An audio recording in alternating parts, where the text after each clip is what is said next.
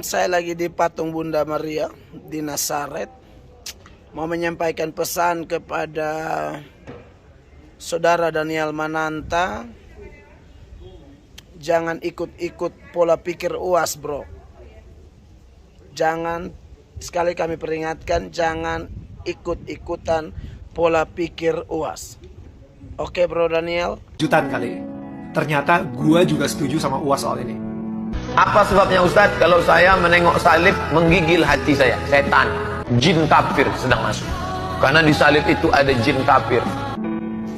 Bahwa kalau gue mungkin sebutnya ada unclean spirit, oke, di patung.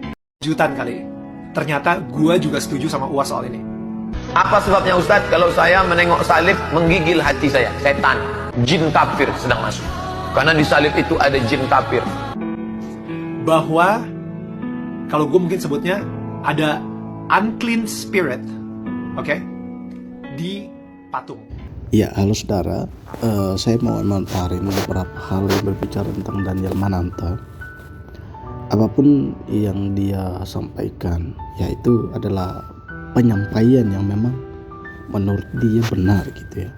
Tapi ternyata penyampaiannya ini merasakan beberapa golongan gitu ya. Saya bilang agama lah, kategori dalam agama Katolik dan juga agama Kristen Protestan.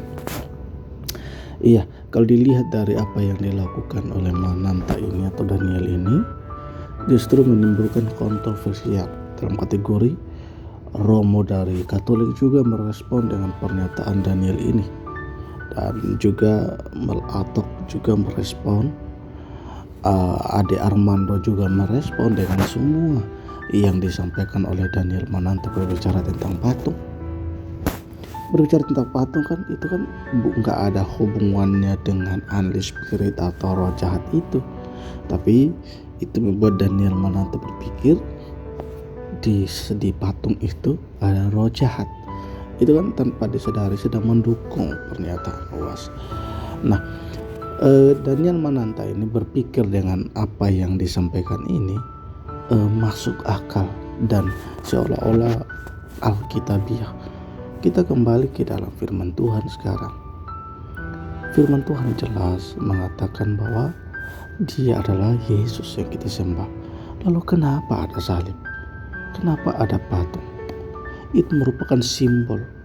Bukan berarti kalau ada salib, ada patung, itu ada roh jahatnya. Enggak.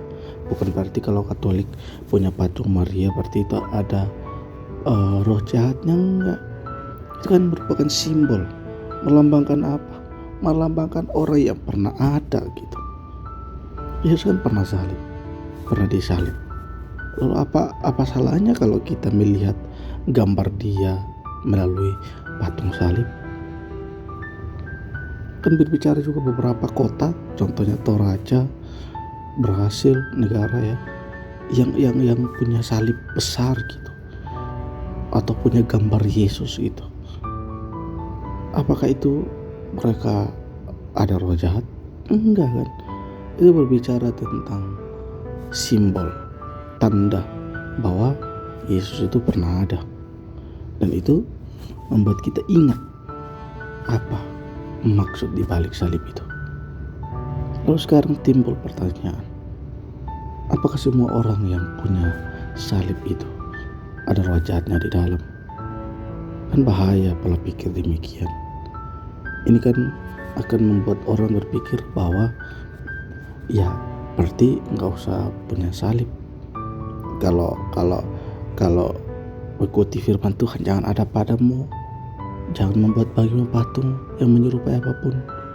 Itu kan berbicara tentang hukum dulu, yang berbicara tentang orang Israel kalau buat patung itu tujuannya untuk disembah.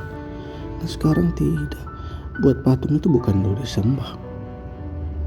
Buat patung itu merupakan simbol untuk kita mengingat kebaikan Tuhan Yesus di kayu salib, mati demi dosa manusia, mati demi dosa kamu dan saya.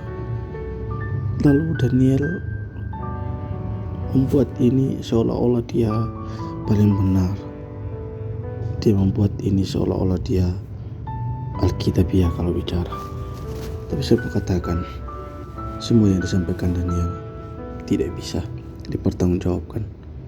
Bahkan kalau saya melihat Daniel tidak merespon apa-apa. Banyak kalangan Kristen yang mengomentari tapi diam aja. Tapi gak apa-apa, tetap kita semangat di dalam Tuhan karena kita adalah anak Tuhan.